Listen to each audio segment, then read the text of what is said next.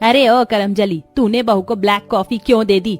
चीनी नहीं है उसकी कॉफी में, ढंग से कॉफी बना कर दे। वो माँ जी, दीदी तो रोज मुझे ब्लैक कॉफी ही बनवा कर पीती हैं, तो आज भी मैंने वही दिया।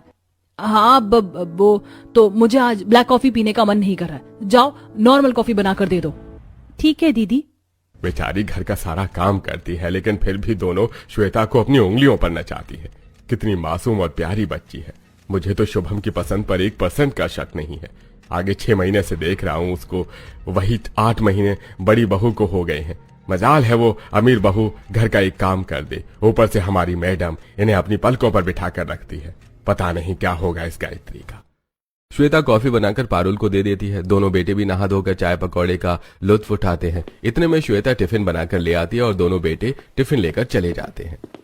दोनों बच्चे ऑफिस गए हैं। सुनरी, लंच में भंडारे वाली आलू की सब्जी बनाई और साथ में अजवाइन के पराठे, रायता और शाम को पालक पनीर की सब्जी, उसके साथ चावल, रोटी और कुछ चटपटा बना देना, समझी? आजकल बहुत काम से बचने लग गई है। नहीं माँ जी, ऐसा कुछ नहीं है। मैं तो खुद ही आपको कहने वाली थी कि पालक का सीजन शुरू हो गया है, पालक सस्ता बिक रहा होगा तो ज्यादा पालक लाकर कल सुबह पकौड़े भी बना देती हूँ। हाँ ठीक है, तो बाजार चली जाइयो। जी माँ जी। मैं क्या, पास वाले मॉल में ब्रांडेड कपड़ों की डिस्काउंट सेल चल रही है, हम दोनों चलते हैं ना माँ जी, सामान लेकर आएंगे। दीदी कपड़े सस्ते हैं तो मैं भी कुछ खरीद लूंगी। माँ जी, देखा आपने, जिस गरीब ने कभी मॉल ना देखा वो मॉल में जाकर महंगे कपड़े लाने की बात करिए। तुम्हारी औकात तो ऐसी भी नहीं है कि तुम शोरूम से ले लो, मॉल तो बहुत दूर की बात है। बिल्कुल सही कहा बहू तूने। अरे ले जाओ साथ में, क्या हो गया? नहीं नहीं, इस गरीब को मैं अपने साथ ले जाकर अपनी खिल्ली थोड़ी ना उड़वानी है। कहाँ हम अमीर लोग, कहाँ ये गरीब। राशन वाली शॉपिंग करनी है, राशन वाली शॉपिंग करनी है, बाजार जाना है, ये उसी जगह जाने के लायक है।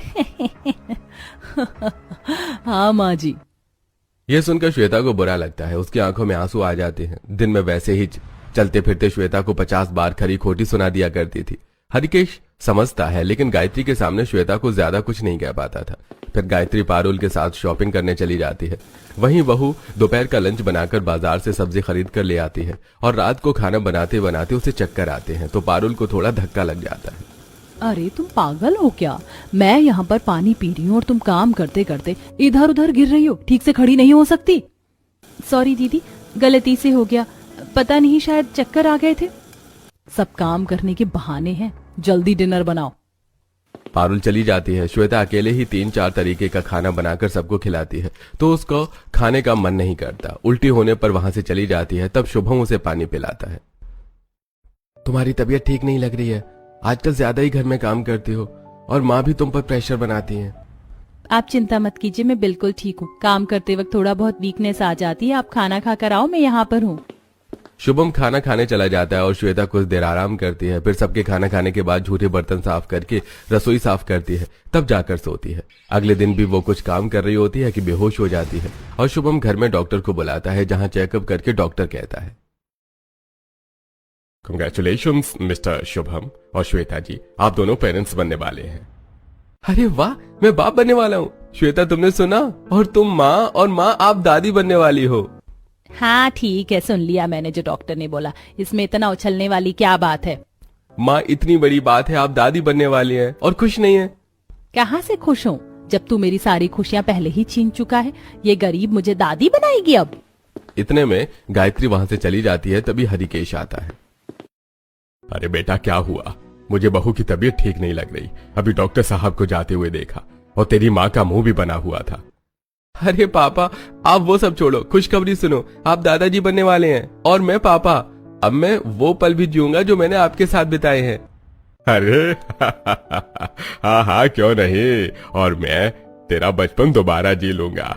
आज मेरा दिल बहुत खुश है, मन कर रहा है ढोल नगाड़े बजवा दूं। इसी बात पर पापा जी, मैं नारियल की बर्फी बना लेती हूँ, आपको बहुत पसंद है ना, और माँ जी को भी। हाँ बहू, लेकिन तू उसकी चिंता मत कर, मैं खुद बना लूंगा। अब तुझे आराम करना चाहिए। नहीं पापा जी, आराम तो मैं तभी करूंगी जब आपके साथ मिठाई बना लूंगी। आप चिंता मत कीजिए, मैं ज्यादा परेशानी वाला काम नहीं करूंगी। ठीक है बहू। श्वेता के आराम करने के बाद हरिकेश नारियल घिसता है तो बहू भी आ जाती है और नारियल की बर्फी बनाने में ससुर की मदद करती है। पापा जी, ये नारियल की बर्फी तो अच्छी लग रही है। हाँ हाँ बेटा, तेरे लिए है। पापा जी, आज आप रसोई में कैसे? अरे बेटा, तुम्हें नहीं पता तुम्हारी जेठानी प्रेग्नेंट है। अब घर में कोई नन्हा मेहमान आने वाला है तो उसके लिए इतना तो बनता है। वैसे भी ये कभी कुछ नहीं मांगती, तो मैंने ही इसके लिए आज नारियल बर्फी बनाने का सोचा। हो, अच्छी बात है। श्वेता, कॉन्ग्रेचुलेशन, तुम्हारी तो लॉटरी ही लग गई है। अब तुम्हारी बहुत सेवा होगी, तुम्हारे गरीब बच्चों को भी बहुत कुछ मिलेगा, गोद भराई में भी काफी तोहफे आएंगे। सच बताओ, ये सब तुम माँ जी का दिल जीतने के लिए कर रही हो ना? दीदी, ऐसी कोई बात नहीं है। मुझे पैसों का कोई लालच नहीं। मुझे कोई कुछ भी नहीं देगा तब भी मेरी खुशी उतनी ही रहेगी। और खुश तो मैं जब होंगी जिस दिन माँ जी मुझे और मेरे बच्चे को अपना लेंगी। कितना इनोसेंट बनने का नाटक करती हो। इतना कहकर पारुल जा ही रही होती है कि सास पारुल से कुछ कहती है कि पारुल बेहोश हो जाती है। अरे पारुल बहू, पारुल, तुझे क्या हुआ? पारुल बहू। अरे पारुल अचानक से बेहोश कैसे हो गई? जगदीश तो ऑफिस से आया नहीं अभी। आप चिंता मत करो पापा, मैं डॉक्टर को बुलाता हूँ। शुभम फौरन डॉक्टर को फोन करके घर बुलाता है, जहाँ चेकअप करने पर डॉक्टर सबको खुशखबरी देता है। क्या सच में मैं दादी बनने वाली हूँ? अरे सुना ना आपने, मेरी पारुल बहू प्रेग्नेंट है, मैं दादी बनने वाली हूँ और आप भी दादा बनेंगे। डॉक्टर साहब, आपने तो मुझे ये खुशखबरी देकर बहुत अच्छा किया। ये लीजिए आपकी फीस। जी शुक्रिया। अब इनको हेल्दी चीज खिलाइए और अच्छी अच्छी चीजें पिलाइए। मैं चलता हूँ। खुशखबरी सुनकर गायत्री खुशी के मारे नाचने लगती है और रसोई से थाली चम्मच लाकर पीटने लगती है। अरे बल्ले बल्ले भगवान, मैं तेरा बहुत शुक्रिया अदा करती हूँ। मैं तो दादी बनने वाली हूँ। कहते हैं जब घर में लड़का आ जाता है तो ये ताली बजाते हैं, लेकिन मुझसे तो सब्र ही नहीं हो रहा। आखिर माँ जी, मैंने आपको वो खुशखबरी दे ही दी जिसे आप कब से इंतजार कर रही थी। हाँ बहू, तुझे किसी की काली नजर ना लगे। थू थू थू थू थू। माँ जी को सबसे पहले दादी बनने की खुशखबरी मैंने दी, लेकिन मेरे लिए या मेरे बच्चे के लिए वो खुश हुई नहीं। और जेठानी जी के लिए देखो, फुदक फुदक कर नाच रही हैं। शायद वो मुझसे बहुत नफरत करती हैं और इसी वजह से मेरे बच्चे को भी कभी प्यार नहीं मिलेगा। लेकिन मैं इंतजार करूंगी माँ जी। अरे गायत्री, इतना खुश तो मैंने तुम्हें श्वेता बहू के लिए भी नहीं देखा था जितना तुम बड़ी बहू के लिए हो। ये तो डबल खुशी की बात है कि हमारी दोनों बहू घर में खुशियां लेकर आ रही हैं। देखो जी, ये एक्टिंग का ढोंग मुझसे नहीं होगा। मेरी एक ही बहू है और वो है पारुल, तो पारुल के लिए खुश होंगी, ना कि अब इस गरीब के लिए। मैं खुश कैसे हो सकती हूँ? और हाँ, नारियल की बर्फी मेरी पारुल बहू को भी दे दो, वो भी खाए। और मैं जा रही हूँ मिठाई लाने, आखिर गली वालों को भी तो खुशखबरी देनी है। ये कहकर गायत्री चली जाती है, लेकिन पारुल को छोड़कर। श्वेता के लिए पति और ससुर दोनों को बुरा लगता है। दिन गुजरते हैं। अब सास श्वेता से अपनी प्रेग्नेंट पारुल बहू का काम करवाने लगती है। एक दिन, अरे ओ मनहूस, मेरी बहू के लिए हेल्दी सैंडविच बनाकर लाओ और जूस भी दे दे। उसे सुबह शाम दोनों टाइम देना है। जी माँ जी। और हाँ, इसके बाद कपड़े धो देना। माँ जी, शाम को मेरा कुछ अच्छा खाने का मन कर रहा है। आप इसको बोल दो कि राजमा चावल बना ले। दीदी, आपको राजमा चावल नहीं खाना चाहिए, उससे गैस बन जाती है। तुम चुप करो, मैं तो वही खाऊंगी। सुनाई नहीं दिया तुझे मेरी बहू ने क्या कहा? शाम को आज राजमा चावल ही बनेगा। जी माँ जी। गायत्री, तुम्हें जरा भी उस पर तरस नहीं आता। पारुल की तरह वो भी गर्भवती है और उससे इस समय इतना काम करवाना ठीक नहीं है। अभी शुरुआत के महीने हैं। अरे तुम चुप रहो, वो गांव से है, गरीब है। किसी गांव में होती तो भी इतना ही काम करती और उसकी सेहत के लिए सब ठीक है। लेकिन पारुल बहू को तो आदत नहीं है ना। अब उससे ये सब करवाऊंगी तो उसको दिक्कत होगी। पापा जी, आप चिंता मत कीजिए, मैं बिल्कुल ठीक हूँ। मुझे काम करने में कोई दिक्कत नहीं है। माँ जी ठीक कह रही हैं। देखा बहू, तुम्हारा प्यार पाने के लिए सब कुछ मंजूर कर रही है।